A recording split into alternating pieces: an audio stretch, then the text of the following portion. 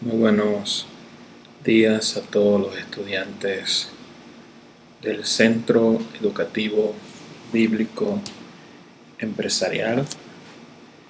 El día de hoy vamos a enseñar acerca de los 5 ministerios. Estuvimos hablando el sábado pasado acerca de los dones espirituales, un tema muy interesante. Hablamos de los dones del Padre, que está en Romanos 12. Hablamos de los dones del Espíritu Santo, los 9 dones: palabra de ciencia, sabiduría, discernimiento, fe, sanidades, milagro, profecía, interpretación de lengua y diversos géneros de lengua. Y hoy vamos a hablar de los 5 ministerios o dones ministeriales, que es, como dice Efesios 4:11, que Dios constituyó apóstoles, profetas, evangelistas, pastores y maestros. Vamos a compartir el papel de los 5 ministerios. Primero debemos entender la visión de Dios. La visión de Dios es una sola, que es ganar personas para Jesucristo y edificar el cuerpo de Cristo, hablando de hacer discípulos. Y para que esto se haga una realidad, tenemos que tener funcionando los 5 oficios ministeriales para que la iglesia llegue a su plenitud. Debemos entender también que una de las formas o estrategias que usó la iglesia del libro de los Hechos, en Hechos 5:42 dice: y no cesaban de predicar a Cristo en las casas. Hechos 2:46 dice que se reunían en las casas partiendo el pan con alegría y sencillez de corazón. Que uno de los medios con el cual los 5 ministerios se desarrollan y funcionan es a través de las casas.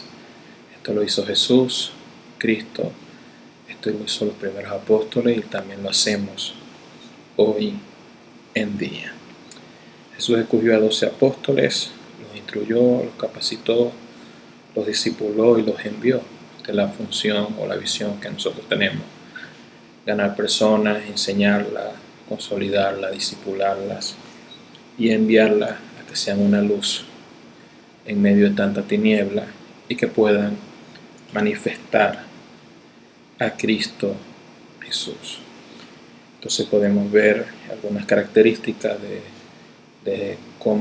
la estrategia de Dios, que era la reunión en las casas, una reunión micro.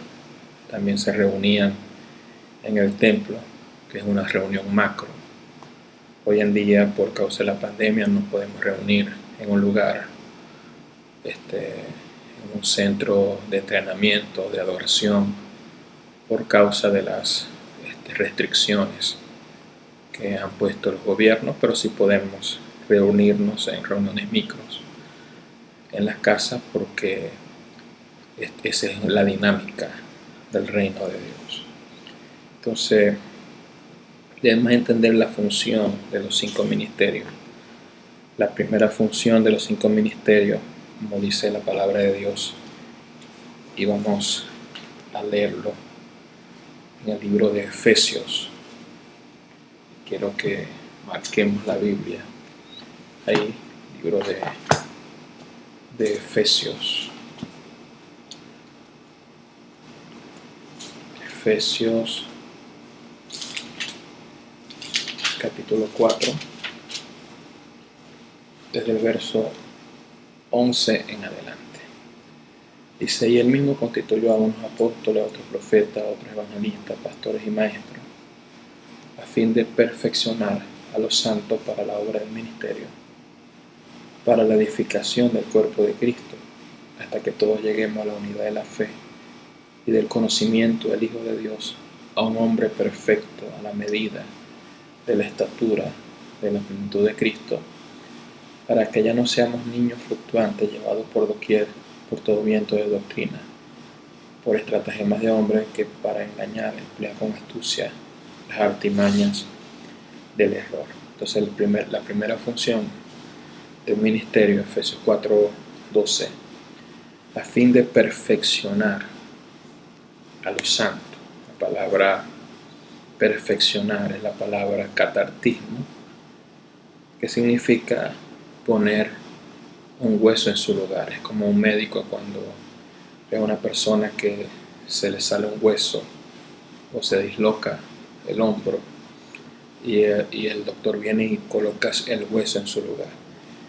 Es colocar a cada persona en su lugar, es preparar, es entrenar, es calificar, capacitar para la obra del servicio. Eso es lo que significa ministerio. Ministerio significa servir. Ministerio significa capacitar para el servicio. Entonces los ministerios nos capacitan para servir. Jesús no vino a ser servido, sino vino a servir. ¿Y cuál es nuestro servicio? Es predicar, es sanar, es liberar y es enseñar. En este momento yo les estoy sirviendo como ministro, como maestro, como apóstol, la palabra del Señor. Entonces, en este momento no soy mayor que ustedes, sino soy su servidor, su ministro para enseñarles la palabra. Entonces, el primer propósito, colocan ahí, si están anotando, es perfeccionar a los santos para la obra del ministerio. Y no son los 5 ministerios que hacen la obra, aunque también ellos pueden hacerla. Ellos capacitan a la iglesia para que haga la obra del ministerio. Esto es algo muy, muy importante, porque a veces se pensaba que solamente los líderes podían hacer la obra del ministerio, pero somos llamados, somos capacitados.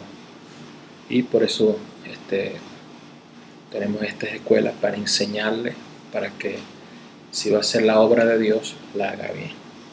El segundo propósito es para la edificación del cuerpo de Cristo. La palabra edificación significa construir, fortalecer y hacer crecer. O sea, el segundo propósito de los 5 ministerios no es para nuestro beneficio personal, sino para hacer crecer a la iglesia de Cristo, para que crezcamos espiritualmente, para que seamos edificados en Cristo, para que Cristo sea formado en nosotros. No hay ministerios unipersonales, los ministerios en la iglesia son de cuerpo, son de equipos, y eso es algo muy importante. Entonces los 5 ministerios están para que el cuerpo de Cristo crezca sano, desarrolle su máximo potencial, para que lleguemos a la estatura de Cristo. Y los ministerios van a funcionar hasta, como dice Efesios 4, verso 13, hasta que todos lleguemos a la unidad de la fe, del conocimiento del Hijo de Dios, a un varón perfecto, a la medida de la estatura de la plenitud de Cristo. Entonces, hasta que todos lleguemos, todavía no hemos llegado a esa estatura. Por eso los ministerios siguen funcionando. Muchas personas que dicen que ya los apóstoles cesaron, ya los profetas cesaron, los dones espirituales cesaron, o tienen una doctrina cesacionista, se llama así. Pero eso va en contra de lo que dice la palabra del Señor. Hoy en día sigue habiendo apóstoles, no como apóstoles de los primeros 12 apóstoles, pero sí apóstoles del Espíritu Santo, que también tienen una función importante. Entonces, ¿quiénes hacen la obra del ministerio? Toda la iglesia. Nosotros lo que hacemos es capacitar, preparar para que toda la iglesia sea luz, para que toda la iglesia sea sal de la tierra. Por eso todos nosotros, como dice Hechos capítulo 1, verso 8, el Espíritu Santo ha venido sobre nosotros para ser testigos. Todos somos llamados a testificar, todos somos llamados a predicar. Y estas señales seguirán a los que creen. En mi nombre echarán fuera demonios. Todos estamos llamados a liberar, a poner las manos sobre los enfermos y que sean sanos, y a discipular bajo el orden del Señor, porque somos el cuerpo de Cristo. Cada cosa está en su lugar y todo se trabaja en un orden. ¿Por qué? Porque la unción de Dios es impartida a la iglesia en un orden. Si leemos Salmo 133, verso 1 al 3, dice que mira cuán bueno y cuán delicioso es habitar los hermanos juntos y en armonía. Es como el buen óleo que desciende sobre la cabeza, que baja sobre la barba de Aarón y desciende hasta el borde de la vestidura. Y 1 Corintios 12:28 dice que Dios puso en la iglesia primeramente apóstoles. Entonces la unción es derramada primeramente sobre la cabeza, sobre los apóstoles. Desciende sobre la barba, que son líderes que han alcanzado madurez, profetas, evangelistas, ministros, hasta el borde de la vestidura, que representa el cuerpo de Cristo. Entonces la autoridad principal de la iglesia es Cristo, y Cristo establece primeramente a los apóstoles. Si no hay un gobierno apostólico en la iglesia va a caminar coja, la iglesia va a caminar faltándole algo y no se va a poder desarrollar en su plenitud, porque la unción apostólica es la unción pionera. Entonces es muy importante eso. O sea, los pastores no son primeros, los profetas no son primeros. Dios ha puesto primeramente apóstoles para gobernar y establecer el fundamento del Señor. Entonces el significado de los dones de Cristo, vamos a leer Efesios capítulo 4, versos 7 y 8.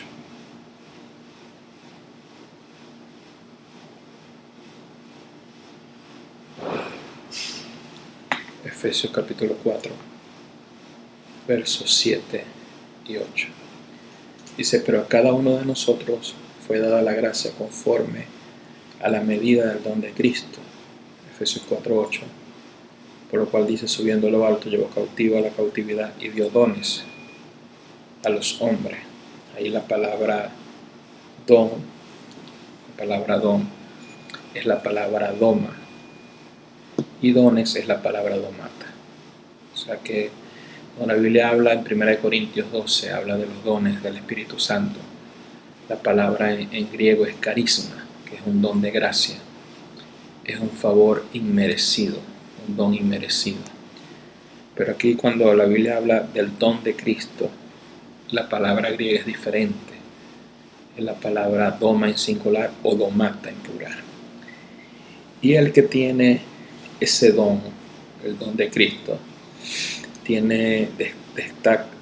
destaca el carácter concreto del don más que su naturaleza benéfica. O sea, en el don hay un carácter, que es el carácter de Cristo, y está la capacidad sobrenatural para cumplir una misión. Significa que a través de esa unción se abre camino para seguir la dirección de Dios, y esa persona tiene una medida ministerial de Cristo en su vida. Y la persona que tiene el don de domata, sea apóstol, profeta, evangelista, pastor y maestro, es identificado instantáneamente. El domata solo se refiere al que ha recibido uno de los 5 dones ministeriales, que son apóstoles, profetas, evangelistas, pastores y maestros. O sea, cuando una persona es llamada a ser apóstol, profeta, evangelista y maestro, tiene el don, pasa el proceso de capacitación hasta que Dios lo establece para que Él sea el don para la iglesia. El Espíritu Santo nos da dones a nosotros, pero el que tiene el ministerio es el don de Cristo dado a la iglesia para bendecir a la iglesia. Eso fue lo que el Señor le dijo en Juan capítulo 4, verso 10 a la mujer samaritana: si conocieras quién fuera el don de Dios, Él te dará de beber y recibirías agua de vida eterna, hablando de que el Cristo mismo era el don. Ahora hay etapas para ser ministro, o etapas del ministerio. La primera etapa es el llamado, Romanos 1:1. El apóstol Pablo fue llamado al ministerio en su conversión, que él narró en Hechos 9, verso 1 al 19. Quiero que anoten los textos porque no lo vamos a leer, porque es mucho material. Pero a pesar que el apóstol Pablo fue llamado, él no fue enviado inmediatamente. Él pasó por un proceso. El ser llamado nos asegura que vamos a comenzar un proceso de preparación, de formación, para estar preparado para ser enviado luego. Entonces la etapa del ministerio primeramente es llamado, la segunda etapa es preparación. El apóstol Pablo, desde su llamado hasta su envío, pasó 14 años. Los 12 discípulos de Jesús pasaron 3 años. Moisés pasó 40 años en el desierto. O sea, los años varían de acuerdo a cada persona, pero toda persona tiene que pasar un proceso de preparación que el mismo Dios los va a preparar a través de sus ministros, a través de sus pastores y a través de sus apóstoles. Luego Dios los establece, los constituye, como dice Efesios 4:11, como dice 1 Pedro 5:2. Luego de todo esto son establecidos y son la persona enviada a cumplir la misión que Dios le encomendó. O sea, cuando la persona es establecida, es constituida en un ministerio, ya ha pasado el proceso de preparación del trato de Dios, donde esa persona alcanza la madurez de carácter y la capacitación para el servicio y se prepara en la palabra, porque la Biblia dice que no podemos establecer a alguien en el ministerio que sea un recién plantado, que sea un nuevo, porque no va a conocer la palabra y puede caer en error. Así que es necesario pasar los procesos. Es como si un niño entra a kinder y ya se quiere graduar de médico a la universidad. No puede, tiene que pasar su proceso, su grado, primer grado, segundo grado, pasar la primaria, pasar la secundaria, graduarse, estudiar en la universidad. O sea, todo tiene su proceso. Así es el llamado de Dios. El llamado de Dios no es algo instantáneo, es un proceso. El tema número 2, vamos a compartir el tema número 2, titulado El ministerio y la visión apostólica. Vamos a definir la palabra apóstoles. El término apóstol viene de la palabra griega apóstolo, que significa enviado, o aquel que es enviado como un embajador. Un apóstol también es un padre ministerial. Cristo, según Hebreos 3:1, es el apóstol por excelencia, porque él fue enviado por Dios y él es el fundamento de la iglesia. Y Jesucristo estableció 12 apóstoles en su ministerio terrenal. Cristo nombró a 12 apóstoles a quienes los equipó y a quienes le envió. Mateo 10, verso 16.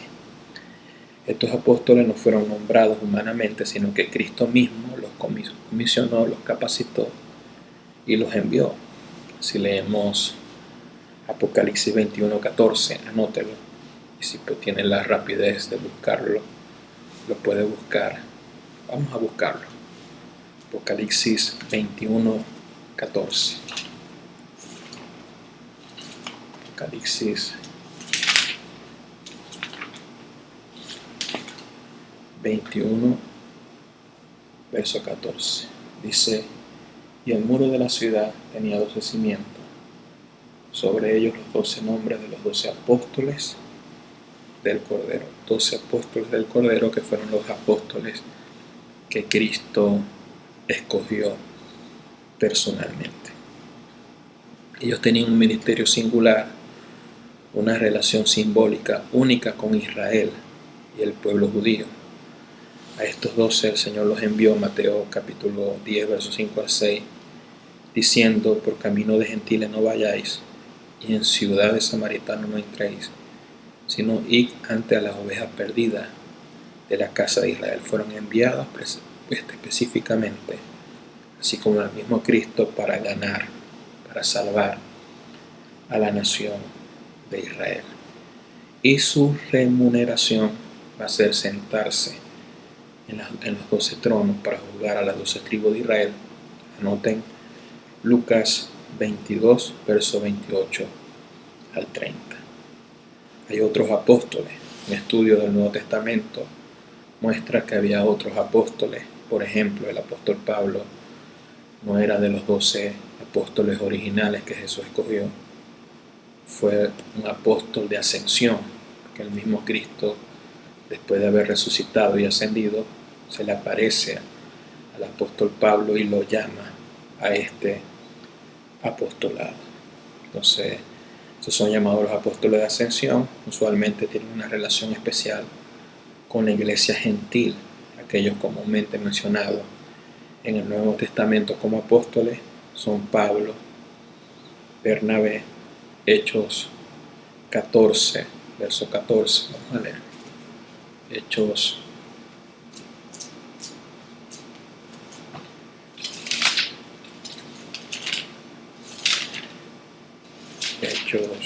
14, verso 14.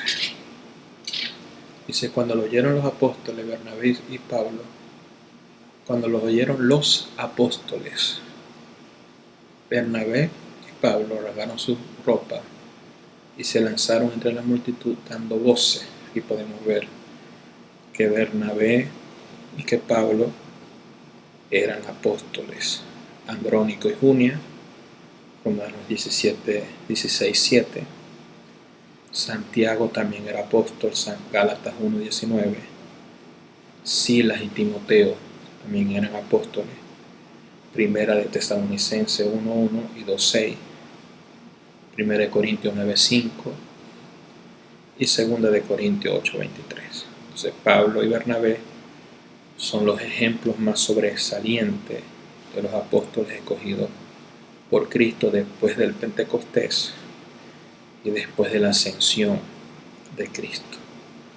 Además, el hecho de que la iglesia primitiva tenía que ser continuamente amonestada contra la aceptación de los falsos apóstoles nos demuestra que hay verdaderos apóstoles. Cuando algo falso se levanta es porque quiere imitar y tergiversar lo verdadero. O sea, hoy en día muchas iglesias hablan de los falsos apóstoles, pero eso mismo te está indicando que si se está levantando lo falso es porque Dios está levantando lo verdadero. El ministerio apostólico es un enviado, es un pionero, es el que pone el fundamento, que es Cristo, el que establece el orden bíblico, el que cuida y el que confirma la palabra. Tiene esa gracia, tiene esa unción que es otorgada por Cristo Jesús. Lo más terrible es que alguien trate de usurpar la función apostólica. Es tan fuerte la unción apostólica que Jesucristo tuvo que establecer 12 personas, porque una sola persona no puede ser el sucesor. La unción apostólica es muy amplia, es muy fuerte. El mismo Pablo y Bernabé, cuando llegaban a un lugar, establecían ancianos, un equipo, porque una persona no puede tener el peso de la unción apostólica. Por eso es un trabajo de equipo.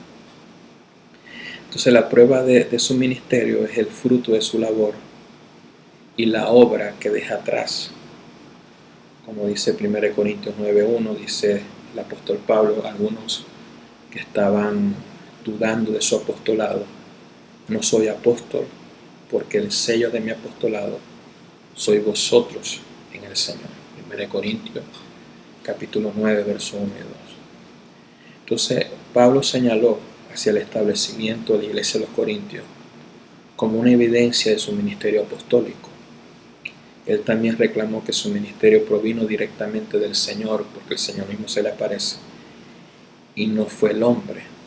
Pablo, apóstol no de hombre, ni por hombres, sino por Jesucristo y por el Dios, el Padre, que lo resucitó de entre los muertos. Gálatas capítulo 1, verso 1. Entonces el ministerio apostólico debe encontrar nuevas iglesias, así como dijo el apóstol Pablo en 1 Corintios 3:10. Dice: conforme a la gracia que me has dado, yo como perito arquitecto puse el fundamento. O sea, los apóstoles tienen una revelación muy profunda acerca de Cristo. Ellos enseñan a Cristo, señalan a Cristo, establecen la obra que hizo Cristo Jesús. Si usted lee Hechos 2, el primer mensaje del apóstol Pedro habla de la vida, enseñanza, prodigios de Cristo, de su muerte, de su resurrección y de su ascensión. El apóstol Pablo en 1 Corintios 2, verso 1 al 5 dijo: yo no me propuse saber nada, sino a Cristo y crucificado. Y esa es una de las marcas de los verdaderos apóstoles de este tiempo. Entonces este ministerio pionero todavía funciona el día de hoy. La iglesia es un organismo viviente, no es una organización muerta. Nuevas iglesias van siendo establecidas, van siendo enviadas, la iglesia se va expandiendo y va creciendo. Entonces hay una evidencia que indica que los dones del ministerio apostólico incluyen elementos de los otros 4 dones ministeriales, o 2 o 3. Un apóstol puede ser maestro, puede ser evangelista, puede ser profeta. El apóstol Pablo era predicador, maestro de los gentiles, evangelista, y era un apóstol. Ahora debemos entender qué es la visión apostólica. La visión apostólica es una exposición clara que indica hacia dónde nos dirigimos como iglesia. La visión resume 2 cosas: dirección y proyección. Si no tenemos una visión, no sabemos a dónde vamos. Dios establece a un visionario. Los apóstoles son los que tienen en los planos de Dios. 1 Corintios 3:10, yo como perito arquitecto. Los arquitectos reciben los planos. Moisés recibió los planos para la edificación del tabernáculo. David recibió los planos para la edificación del templo. Jesús recibió la enseñanza y los planos. Él decía: la doctrina que yo hablo no es mía, es del Padre que me envió. Jesucristo dijo: así como el Padre me envió, yo los envío a ustedes también. Entonces podemos ver que Jesucristo le dijo a sus discípulos que predicaran. Disculpen.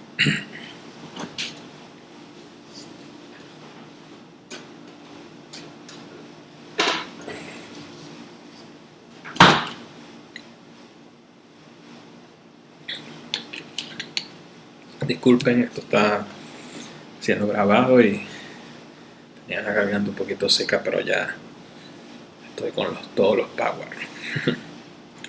Entonces Jesucristo le dijo a los apóstoles: ustedes tienen que predicar y enseñar lo que yo les he enseñado. Entonces un apóstol no tiene un mensaje original, tiene un mensaje de aquella persona que lo envió.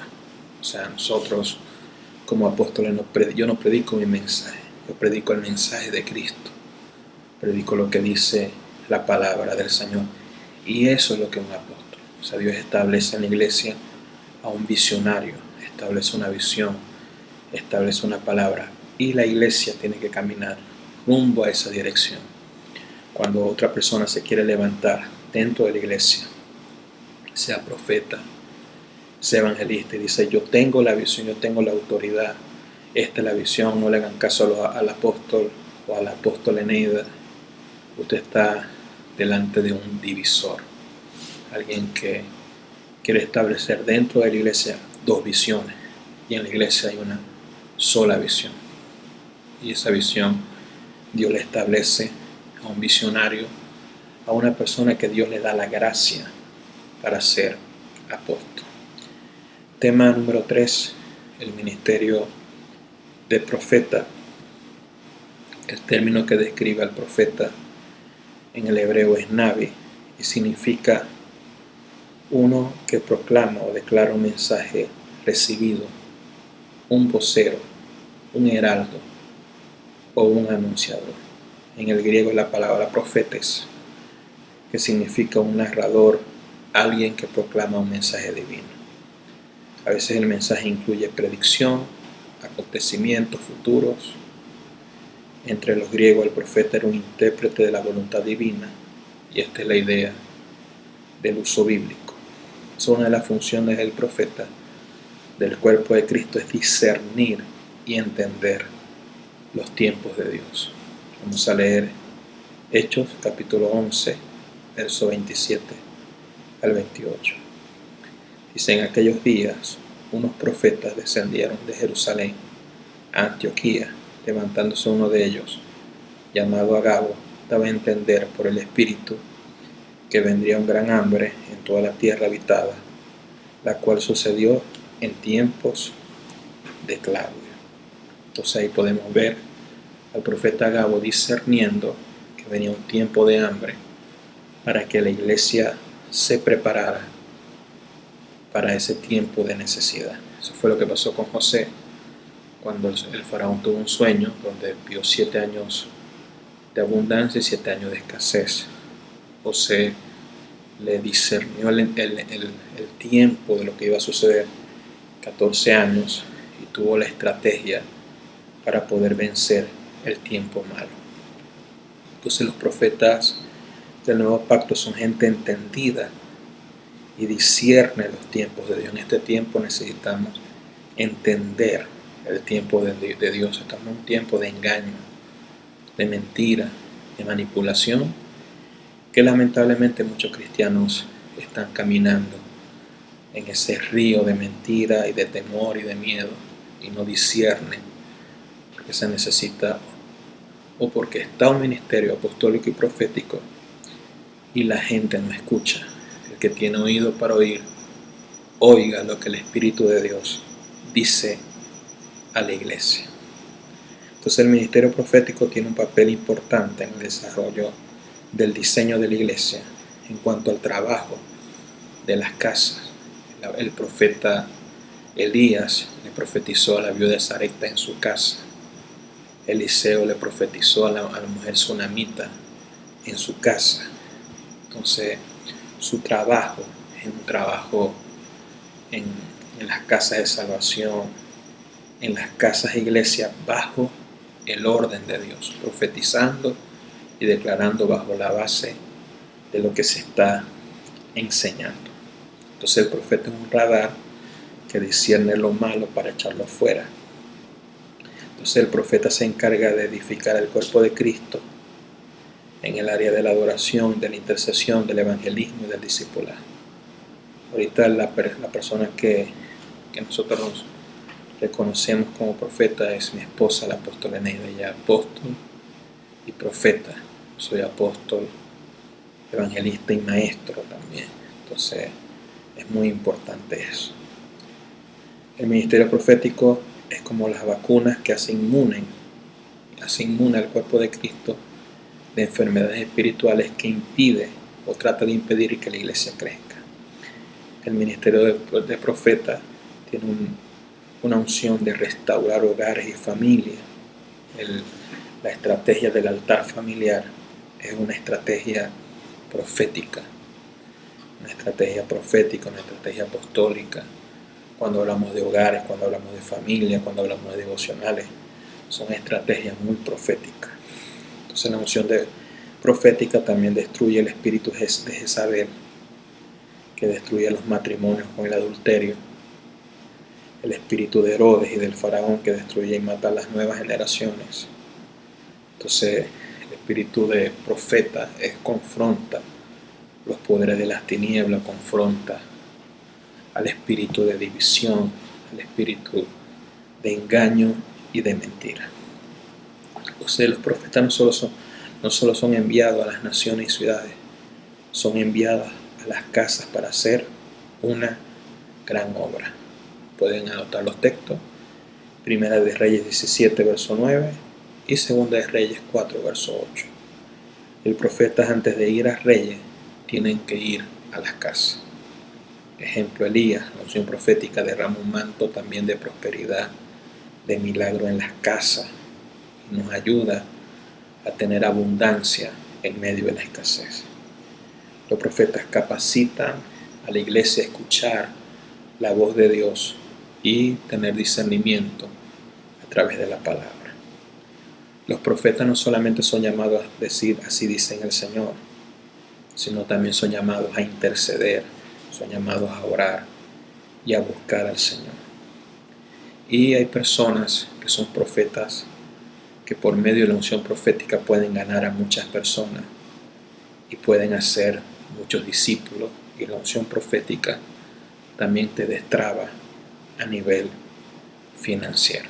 Entonces el ministerio profético es algo muy vital y es algo muy importante. Vamos con el tema número 4. Tema número 4, el ministerio de evangelista. ¿Qué es el evangelista? Viene del griego evangeliste, que significa mensajero de buenas noticias. Denota el predicador del evangelio. Uno de los ejemplos de un evangelista está en Hechos capítulo 8, Hechos 21:8, que es Felipe el evangelista. Las personas que son evangelistas son llamadas a ganar muchas personas. Pueden ser en cruzadas, servicio evangelístico y en las casas. Ganan mucha gente y lo introducen a las redes de discipulados para que sean guardados, cuidados y enseñados. El apóstol Pedro predicó, se convirtieron 4,000 personas, Hechos 2:41, y dice Hechos 2:42 que ellos perseveraban porque tenían una estructura para cuidar a todas esas personas nuevas. El evangelista también imparte ese amor para ganar gente nueva que no conocen a Cristo. Enseña a la iglesia a predicar, enseña a la iglesia a testificar. El evangelista se convierte en un buen predicador y imparte y enseña a la gente también a predicar.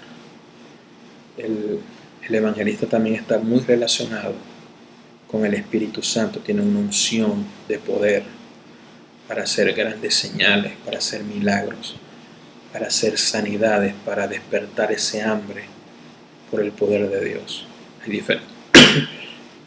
Hay diferentes ministerios como el de Benny Hinn, Catherine Kuhlman, Carl Luna, Tito de Rocco, Oral Roberts, Charlie Finney, muchos ministerios que tienen esa unción de sanidades, de milagros y de prodigio. Entonces este ministerio de evangelista es muy importante dentro del trabajo de las casas de salvación y casas de iglesia, porque van trayendo gente nueva, van ganando personas nuevas para el Señor. Entonces es muy importante en este tiempo de pandemia nosotros también podamos ganar gente nueva, podamos invitar, podamos enviar los devocionales, podamos predicar la palabra de Dios por teléfono, o si el Espíritu Santo te guía a hablarle a una persona. Es necesario hoy en día. Nosotros tenemos la palabra de fe, tenemos la palabra de esperanza, tenemos la solución a muchos problemas y no podemos quedarnos callados. La unción evangelística te capacita y te da sabiduría para conectarte con las personas y predicarle a Cristo.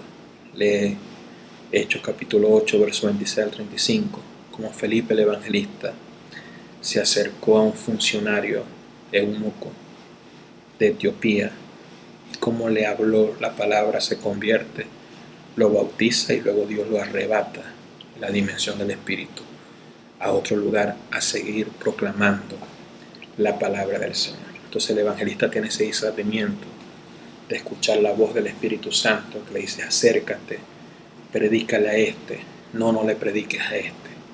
O sea, una persona que es evangelista tiene una conexión muy fuerte con el Espíritu Santo. El apóstol Pablo también fue así. En Hechos capítulo 15 y Hechos 16 dice que se le prohibió al Espíritu Santo, se le prohibió a Pablo por el Espíritu de Dios hablar en diferentes lugares, pero en un lugar Dios le dijo: habla.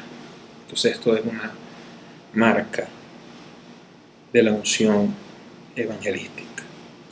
El desastre a menudo sigue la obra de algunos evangelistas. Esto sucede porque olvidan la verdadera naturaleza del don.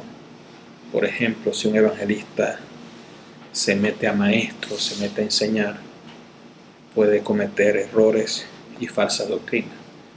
Hay historias de evangelistas que se quieren meter a maestro y cometen errores doctrinales muy fuertes. El evangelista se tiene que encargar de ganar personas para el Señor. Por ejemplo, en Hechos capítulo 8, Felipe el evangelista gana mucha gente en Samaria, pero van los apóstoles a supervisar esa obra y a que la gente recibiera el bautismo del Espíritu Santo. Bueno, Felipe el evangelista tenía un hombre llamado Simón, no discernió el espíritu de hechicería que estaba en él, pero vinieron un apóstol y discernieron la codicia y el espíritu hechicero que estaba que estaba en el hombre que estaba cerca del evangelista. Entonces es muy importante que el ministerio evangelístico esté bajo la cobertura, y todos los ministerios estén bajo la cobertura apostólica. Tema número 5, el ministerio de pastor. El pastor, la característica y la función. La palabra pastor viene del término griego poimen, que significa apacentador, uno que cuida, uno que dirige, uno que alimenta y uno que protege el rebaño. Los pastores son las personas que ayudan a cuidar a las personas, a consolidarlas, a enseñarle los primeros pasos, y tienen una relación más personal con los discípulos. La función principal del pastor es contener, es cuidar a las personas y es protegerla de los lobos rapaces que quieren destruirla. David era un pastor que se enfrentó a leones, a fieras, para defender a sus ovejas. Primera de Samuel 17, versos 34 al 35. Un apóstol es una voz de gobierno, o sea, una voz desde una plataforma que establece gobierno en una ciudad, en naciones. Tiene un rango amplio, pero un pastor es alguien más personal. El pastor provee protección, cobertura, intercesión, guerra espiritual, y cuida a las personas. El pastor cuida a nivel personal y lleva a la gente a la voz apostólica para que escuchen y sean destrabados y sean liberados. O sea, un pastor vela en oración y cuidado personal de los discípulos. Segundo, amonesta con amor a cada discípulo. Y tercero, imparte palabra de gracia sobre ellos. Pablo sabía que muchos pastores que estaban en Éfeso no tenían el corazón y el amor que él tenía por sus discípulos. Hechos 20, versos 28 al 30. Por eso él dijo: desde cuando yo parta, vendrá mucha gente que no van a perdonar el rebaño. Entonces necesitamos pastores que cuiden, que velen, que cuiden a las personas. El pastor no es el que gobierna la iglesia. El pastor es el que cuida personalmente a cada persona. Hay una función apostólica y una función pastoral. Cada ministerio tiene una función. Y número 6, también está el ministerio de maestro o el magisterio. La palabra griega para maestro es la palabra didácalo, de donde viene la palabra didáctico, que significa un instructor. Y traducido en la Biblia en español es un doctor o un maestro. Existe una relación muy íntima entre el pastor y maestro. Esto es sugerido en la construcción del texto de Efesios 4:11.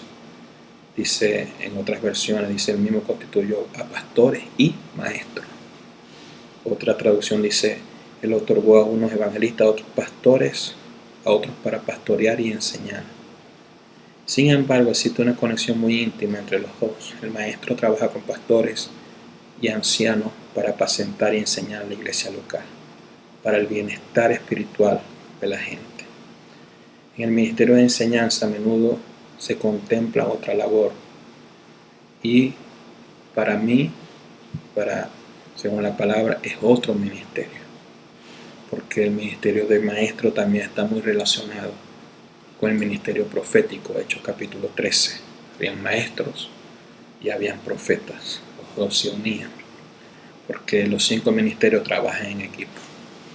Así, por ejemplo, cuando usted ve a un líder de re aparte y no quiere compartir con otros líderes, eso es algo incorrecto, porque estamos en un solo cuerpo, estamos en una sola iglesia y tenemos que unir fuerza para la expansión del reino de Dios.